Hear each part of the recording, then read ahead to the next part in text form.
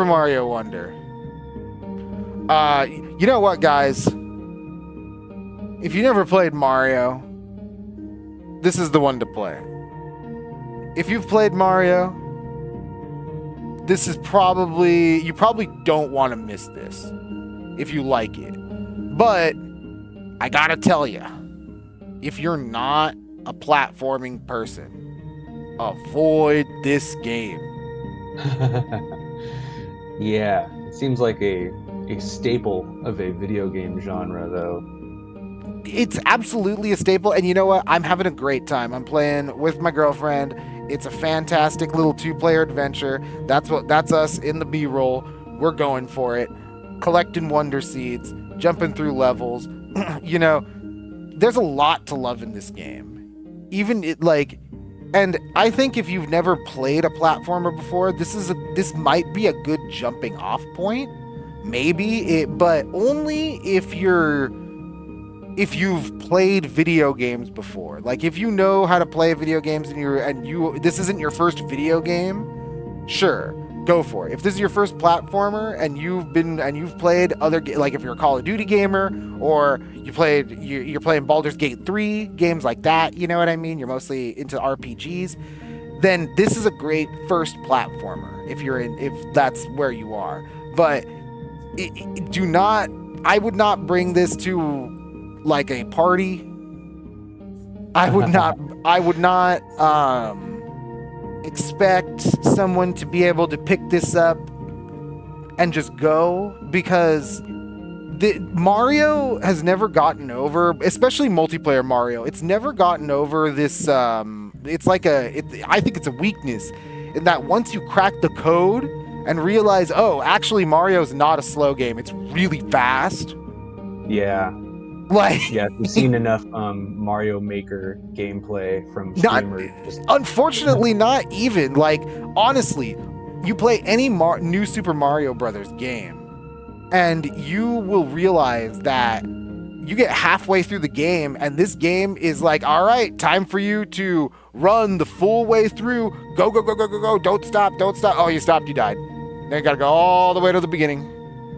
And it's like, damn, Mario games know how to ramp up the challenge if you underestimate them, and they can take you by surprise if you don't know what you're doing. But I have to tell you, Mario Wonder is a really, really, to me, this is a really awkward Mario game. Really? Yeah, if it's a really awkward Mario game. Like I said, I'm having a great time playing it, but I am a casual Mario player, and I am a more hardcore gamer.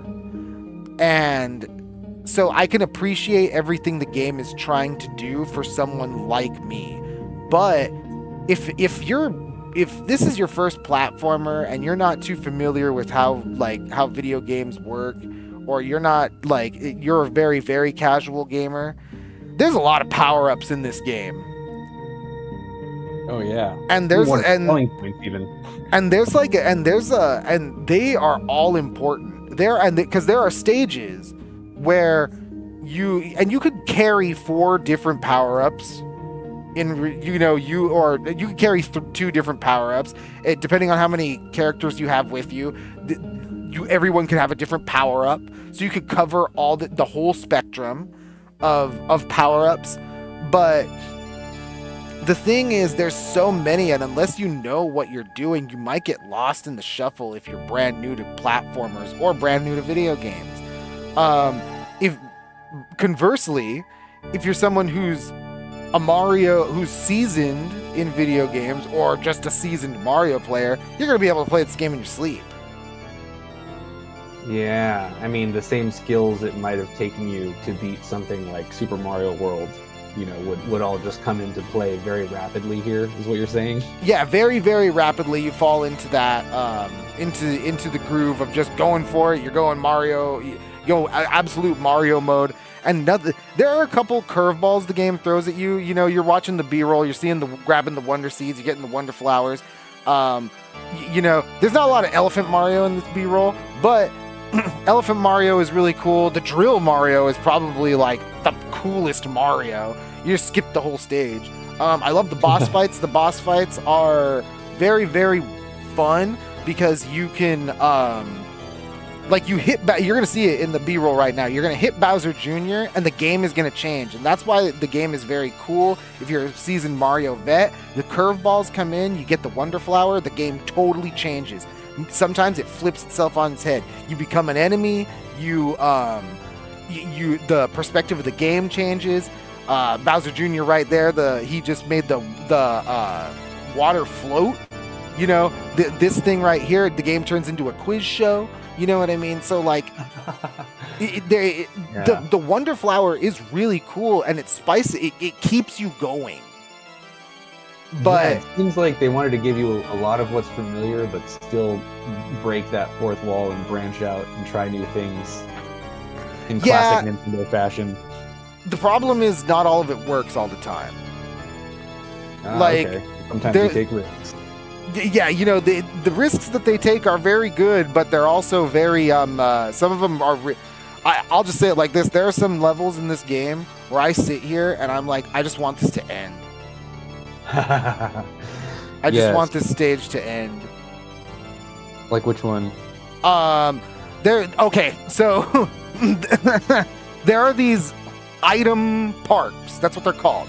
So, like, the stages are there are categories of stages. There's, like, a traditional style Mario stage, and those can be varied because there's, like, they go into everything from castles to the OG style Mario stages, and the wide range of locales is awesome. Very colorful game.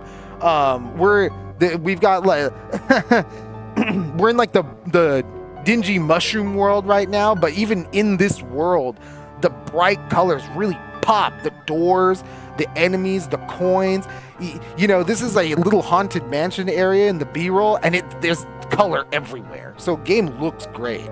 But the thing is, there are certain gimmicks that just get really annoying, and because there are other things like KO challenges, which are really fun, which is just kill a bunch of enemies, and then there are stages called item parks, and that's what I was getting to, where you just kind of have to run around this obtuse, aimless level and figure out how to get these flower coins without, and like a couple of them are obvious and a couple of them are just not obvious, and like there are times when you're sitting there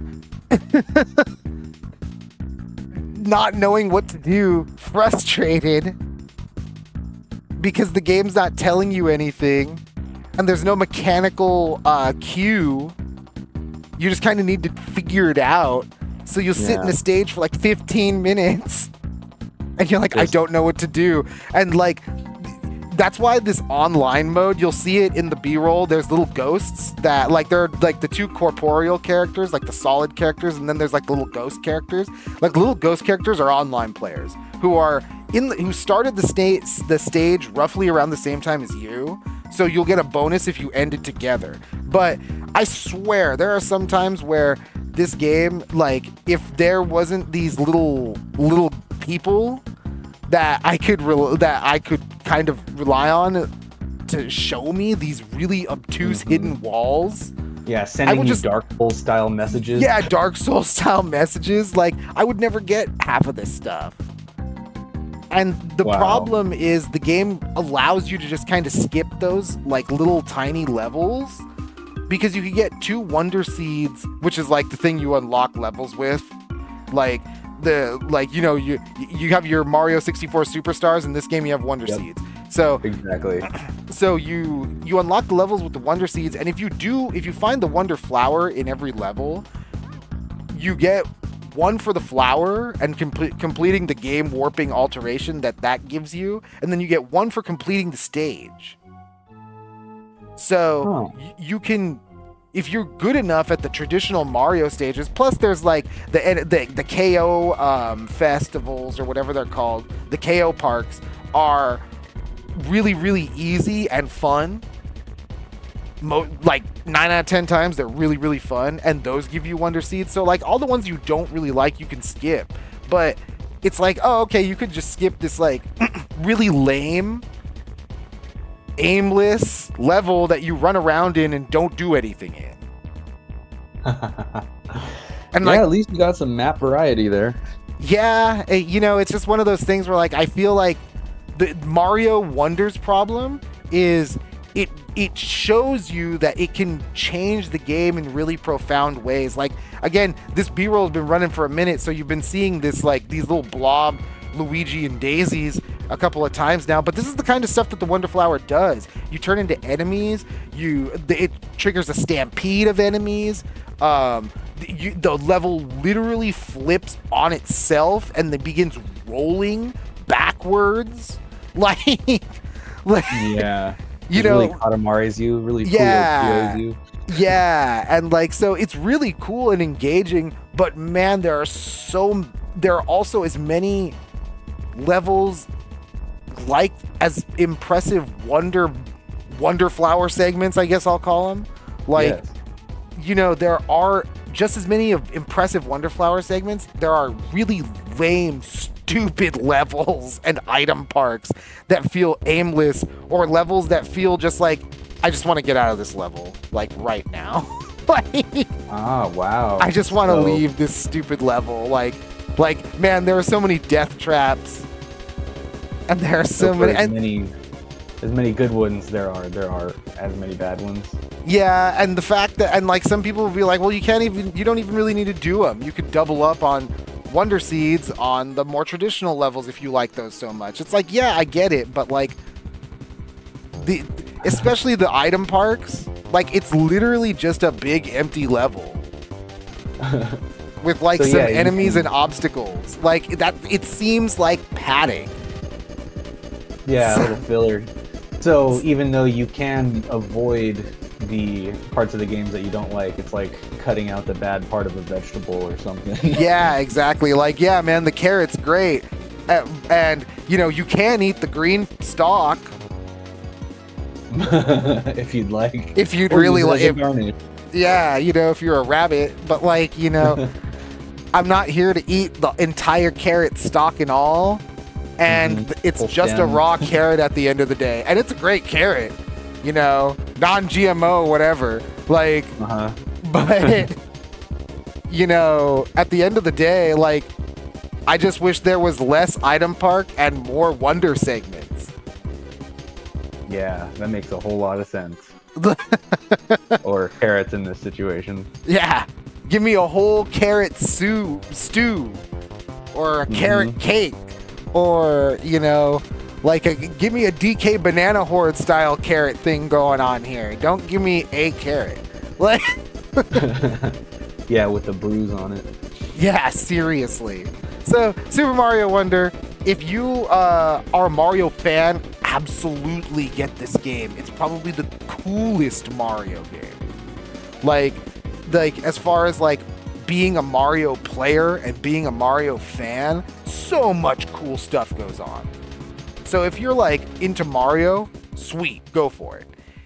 If you're not, and this game's not, I don't think this game's gonna get you over that hump of like, man, I like Mario now. Like, I don't think so. It's not going to sell you if it's your first time, but if you've maybe played Yoshi's Island and like your character transforming into things. Absolutely. You know what, Drix, you hit the nail on the head. If you are a Yoshi's Island fan, whoa, you're gonna love this game. You're gonna love this game.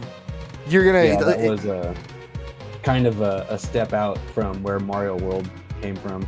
Yeah, it's, you know what, Drix? You're kind of making me think about something. A lot of outlets are calling this game the best game since Super Mario World.